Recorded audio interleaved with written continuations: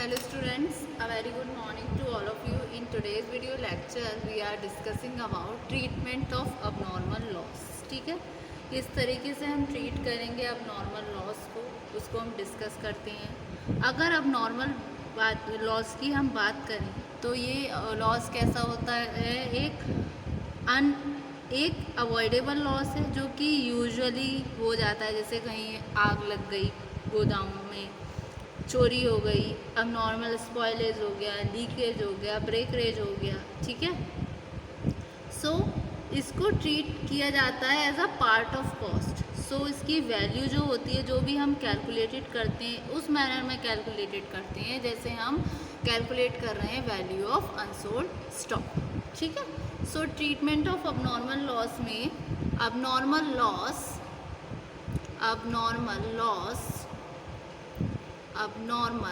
loss is an avoidable loss and usually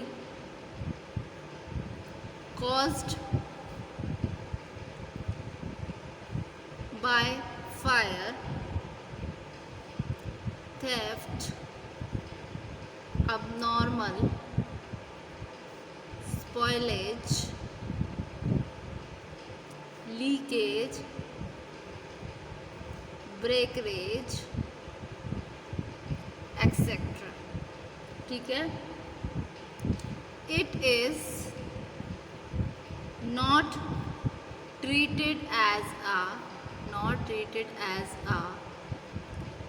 part of cost. इसको आप part of cost का मतलब cost का हिस्से जैसा ट्रीट नहीं करोगे। इसकी वैल्यू कैलकुलेटेड होगी इसी मैनर में जितने जैसे में वैल्यू ऑफ अनसॉल्ड स्टॉक करते हैं। So its value is calculated in the same manner as the value of unsold stock. ठीक है, सो the amount of abnormal loss during transit are किस तरीके से हम कैलकुलेट करेंगे, हम स्टेटमेंट शो करेंगे किस तरीके से होता है abnormal loss, calculation of abnormal loss during transit. So statement showing the calculation of abnormal loss during transit। ठीक है, तो सबसे पहले आएगा आपका cost price of goods lost during transit। ठीक है,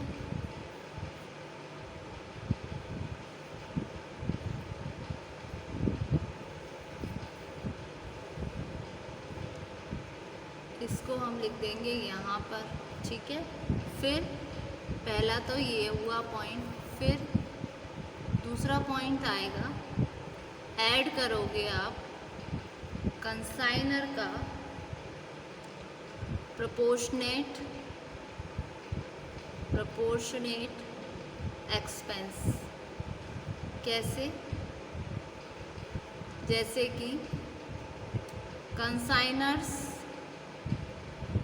टोटल एक्सपेंसेस इनटू जितनी यूनिट उसकी सोल्ड हो चुकी हैं अपॉन टोटल यूनिट्स जितनी यूनिट उसकी लॉस्ट हो चुकी हैं, unit lost upon total units sent. ये हो गया आपका प्रोपोर्शनेट एक्सपेंसेस, जैसे आपको कैलकुलेट करना है। ठीक है, इनको कैलकुलेट करके ये वाली अमाउंट यहाँ पर जो फर्स्ट वाले की थी, ये वाली यहाँ पर, फिर सी जो हेड आएगा यानी कि cost of abnormal loss during transit A plus B. ठीक है, यानी कि ये वाला cost price of goods loss during transit और ऐड करेंगे हम कंसाइनर का प्रोपोर्शनेट एक्सपेंसेस, इन दोनों को ऐड करके आपका आएगा cost of abnormal loss during transit. ठीक है, अब बात करें हम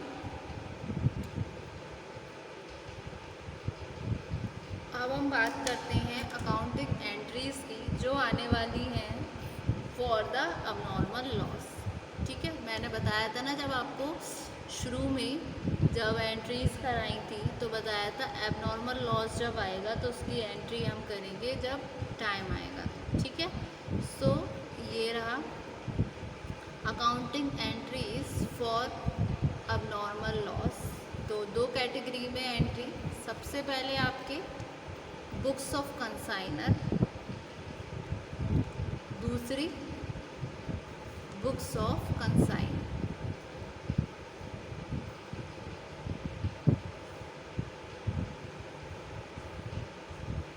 पहली सिचुएशन आई है आपकी for the cost of abnormal loss, for the cost of abnormal loss क्या एंट्री आएगी आपकी कंसाइनर के side? Abnormal loss account debit to consignment account. ये तो हुई बुक्स ऑफ कंसाइनर के साइड, लेकिन आपकी बुक्स ऑफ कंसाइनी में इसकी कोई भी एंट्री नहीं होगी, यानी कि no entry. Clear? First situation ये हो गई, फर्स्ट केस। अब सेकंड केस आता है for the insurance received by consignor. ठीक है, अगर कंसाइनर रिसीव करता है इंश्योरेंस क्लेम को, insurance claim received by consignor, तो क्या एंट्री आएगी? Insurance company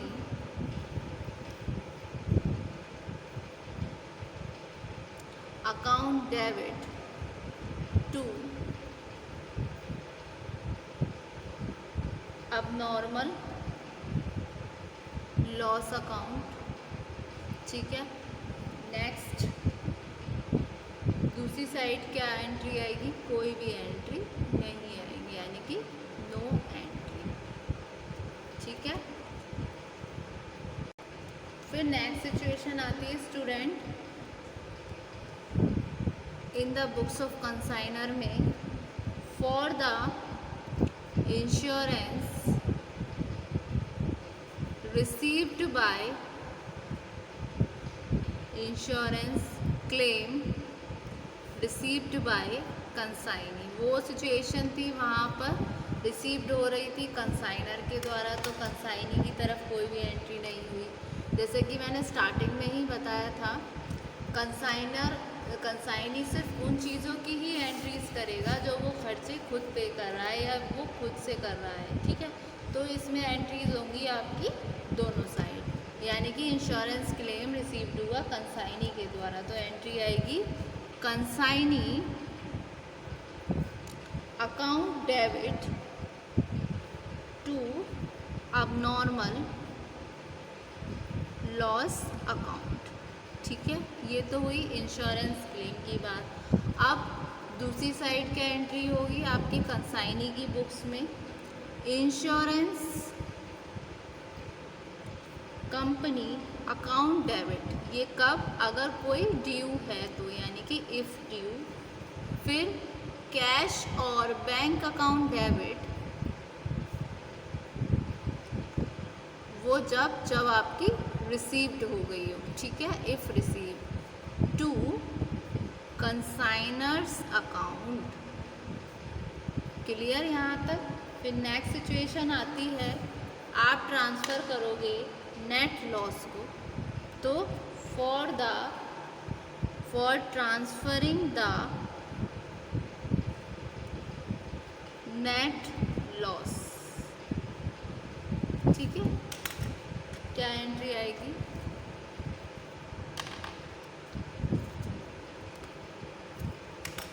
general profit and loss account debit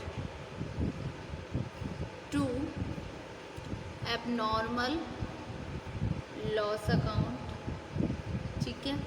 दूसरी साइड आपकी कोई भी एंट्री नहीं आएगी, यानी कि नो एंट्री, ठीक है।